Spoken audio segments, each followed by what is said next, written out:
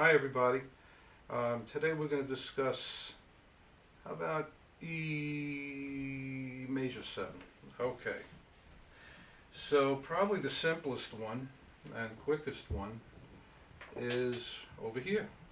So what you're going to do is place your pointer finger on the 2nd fret of the D string and bar with your ring finger the 4th fret of the G, the B, and the E.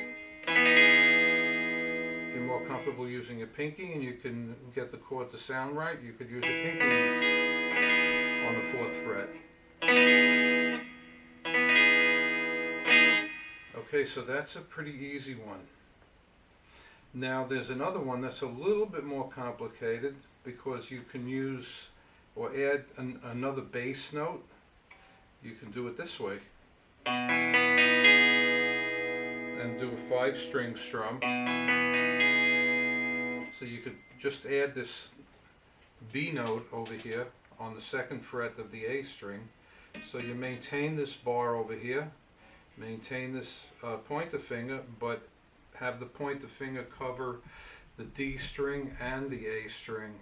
So you could do a 5-string strum, or you could do a 6-string strum and include the low E.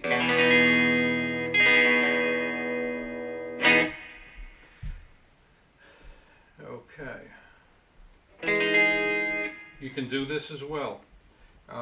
Put your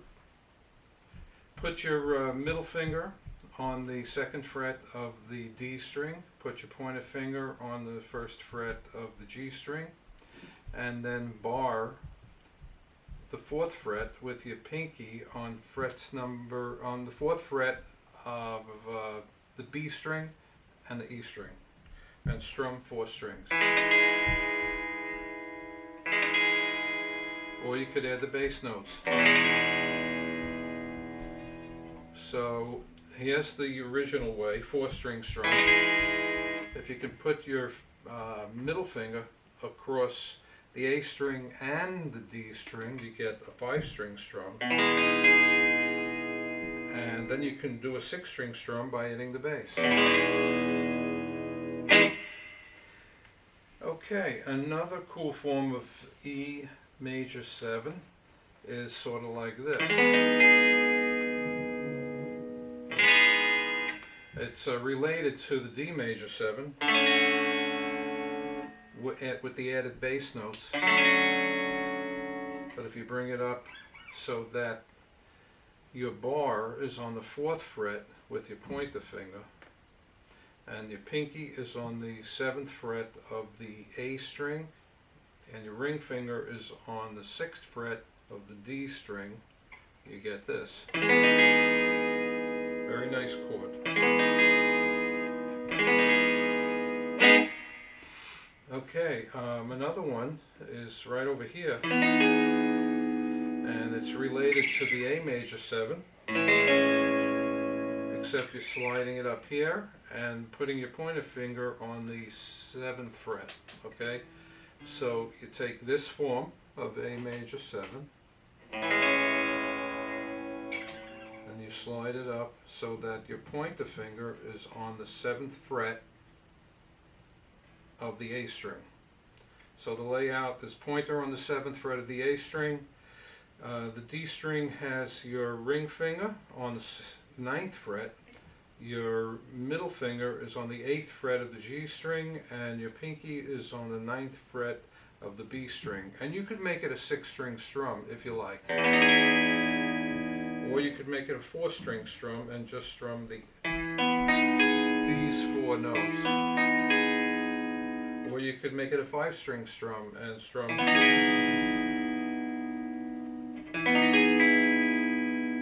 Interesting, right? Okay, here's another one, not too difficult.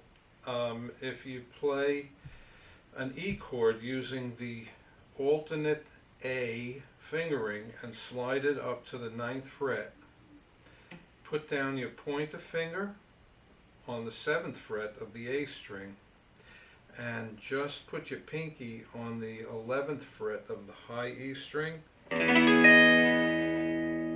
you get that. E major 7. Or you can make it a 5-string strum and just go from the A string down. Okay, here's another one, not too often used that I'm aware of, but nonetheless it is a E major 7. Kind of looks like actually it's weird because it's a form of it takes the shape of a D minor, but by changing the bass note, you bring this up. So here's a D minor with an alternate fingering. Instead of this, you're going to do this. You're going to slide it up so that your middle finger is on the 7th fret. And then you're going to take your pointer finger and lay it down on the A string 7th fret. And you're going to strum 4 strings, and you got to keep the D string silent. Okay, and then you get this. And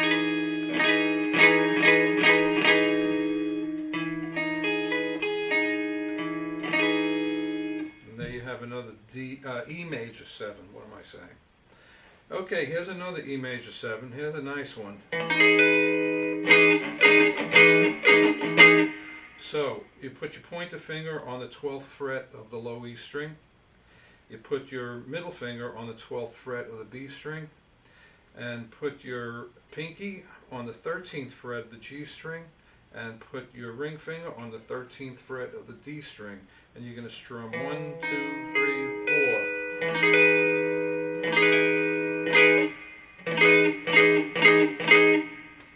Okay.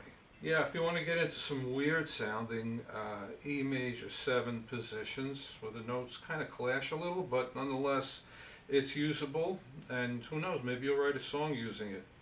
Here's the chord. Whoop. So your middle finger is on the 7th fret of the E string. Your pointer finger is actually barring, you got to bend it nice, put a little bend in it, the 6th fret of the A string and the D string, and then your pinky is on the 9th fret of the G string, and you get this.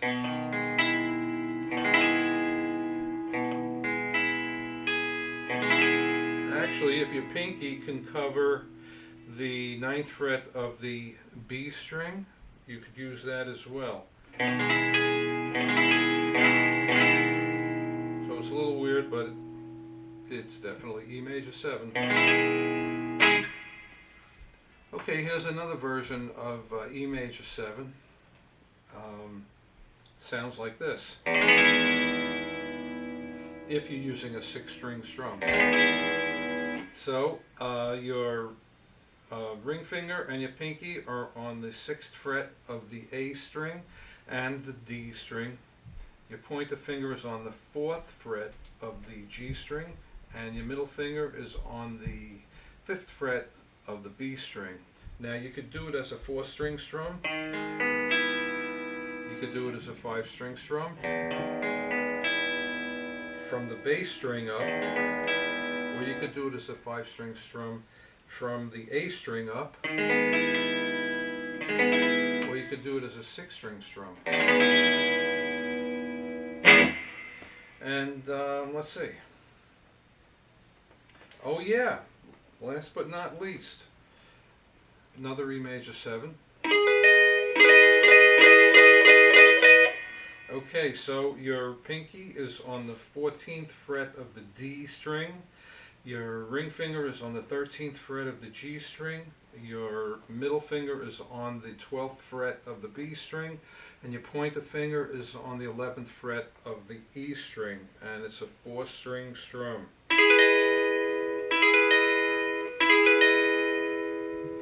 And if you want to throw this one in, which is really just this chord moved up to here. So again, if you have this down here, you already learned this fingering, just take it and slide it up to where your pointer finger is on the 14th fret of the D string, and the bar is your ring finger.